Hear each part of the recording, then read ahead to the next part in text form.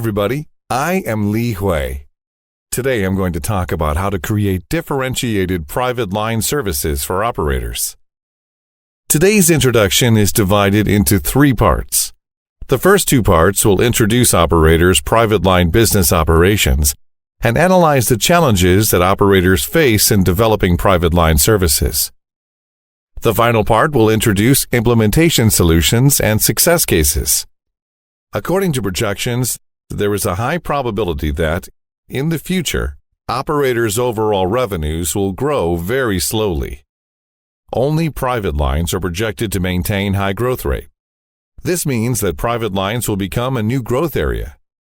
Additionally, private line services will spur the growth of operators' enterprise services. Private line revenues can drive enterprise services revenues. Private lines are the control point for enterprise services. There are different types of and networking methods for private lines to address different requirements. The first type only provides enterprises with internet connection and is called Site to Internet. It only provides the access segment, which may include a rich array of access modes such as MSTP, PON, copper, optical cable, and Ethernet. This is similar to home-to-mall access. The second type is, in the truest sense, connectivity between different branches of the enterprise. This is called site-to-site connection.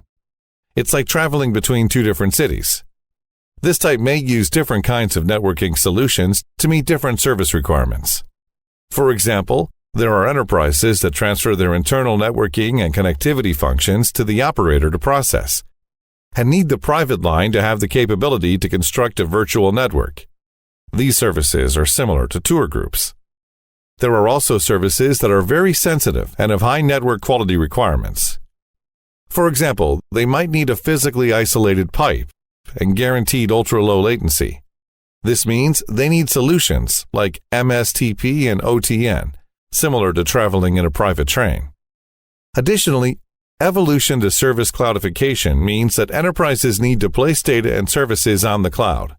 This has created a requirement for enterprise-to-cloud private lines. The following example uses 100M private line to compare different solution package designs.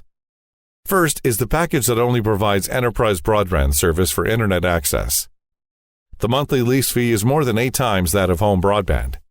If you use this as a foundation for adding related value-added functions, then you can increase this to 9 times, with a minimal increase in costs. VPN private lines provide L2 and L3 networking capabilities, which doubles that price. The most expensive private line services are provided by MSTP OTN technology. Because MSTP OTN can provide physically isolated exclusive pipes and guaranteed low latency, the price is 1.5 times that of the VPN solution. This really is a high-value service. Let's take another look at the key requirements that the enterprise users have for private line service quality. The top-ranked requirements are bandwidth, SLA, and latency. First, as many new services like video emerge, private line bandwidth requirements grow very high. 100M has become a basic requirement. Requirements for large bandwidth of GE and above are growing rapidly. At the same time, the migration to the cloud of enterprise services drives requirements for ever higher upload rates. Secondly, the requirements of private line for network availability and recoverability are very high.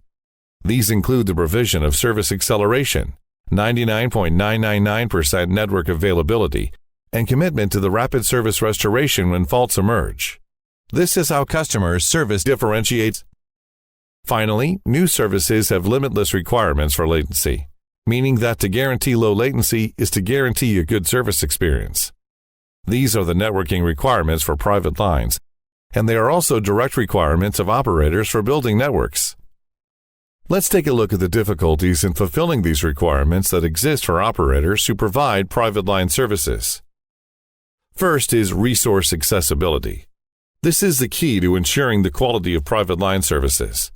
The closer the network is to users, the faster services are transmitted and faults are processed. This ensures better quality and makes the network more competitive. On the left of the figure, You can see an operator that is developing private line services very well. We can see from the statistical data on the distance of its enterprise clients from the access points that 86% of customers are located less than 2 kilometers from the POP. This effectively ensures the user's experience. On the right side of the figure is similar statistical data on another operator that is developing private line services. Its enterprise users are located more than 3 kilometers from the POP. Some users are even more than 10 kilometers away from the POP. The impact on user experience will be serious. Additionally, because of the difference between the traditional mode of operation and the transition to internet and cloud-based operation modes, there is a large gap between operators' transmission speeds on private lines and the requirements of the market. The figure shows a typical case. Internet companies need operators to transmit 600 G of bandwidth within a certain time frame, and operators are totally unable to fulfill this requirement. This results in internet companies needing to build backbone networks themselves. From the operator's point of view, they not only did not strive for large clients, but they also produced a new competitor. Finally, traditional private line services are fiercely competitive. The main reason for this is that each operator is not very differentiated. They are so similar that they can only compete on prices. Also, realistically speaking, clients in different industries place very different requirements on private lines. For example, network requirements for the finance industry focus on security and extremely low latency. Media networks need large data forwarding and flexible scheduling capabilities. Other industries, such as government, retail, manufacturing, each have different concerns. In order to win in a competitive marketplace, operators must adapt to the specific requirements of each industry, providing differentiated private line services. In this last section, I'll talk about what kind of solutions operators should use to construct differentiated private line services. Overall, transmission networks that can provide private line solutions are a combination of MSOTN and TSDN. In terms of architecture, we want to ensure that the POP is as close to the final user as possible, achieving OTN to POP. Then, at the node level, using the multi-service function of MSOTN, we use a device to transport a rich array of services, including TDM, data packets, and DR data FC ports. This not only reduces costs, but also can provide data encryption functions. At the network level, ASON features are used to provide resistance to multiple fiber cuts, ensuring that service reliability reaches 99.999%. Additionally, physical isolation guarantees low latency, regardless of whether services are light or heavy loaded. Finally, on the control layer, by using TSDN centralized management capabilities, we can implement cross-service, cross-product scheduling, shortening TTM.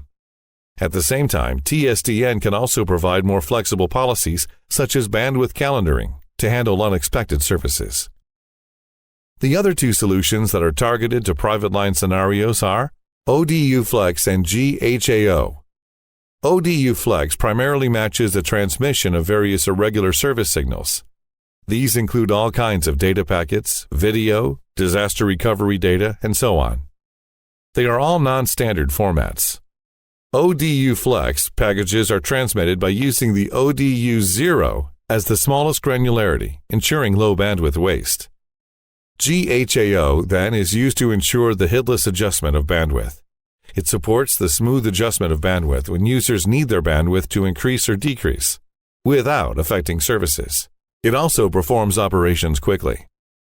So how do we differentiate private line services in financial scenarios? Finance private lines carry massive amounts of high-value, high-sensitive services. These include high-frequency transactions, real-time electronic payments, and so on.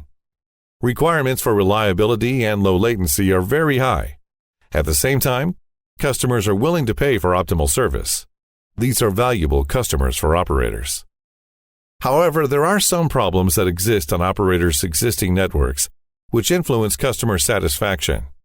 These include problems like the lack of a way to measure and select latency, 1+1 protection that is limited to 99.9% reliability, insufficient security, and so on. Innovative solutions are needed to resolve these problems.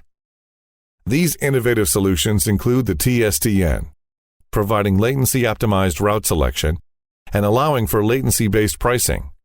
They also include the ASON, raising network reliability, with annual network interruptions of only 5 minutes, increasing network attractiveness. In addition, physical wavelength isolation and hardware encryption ensure the highest security for services. Other different user scenarios also require that networks provide differentiated features to enhance competitiveness. Thanks, everybody.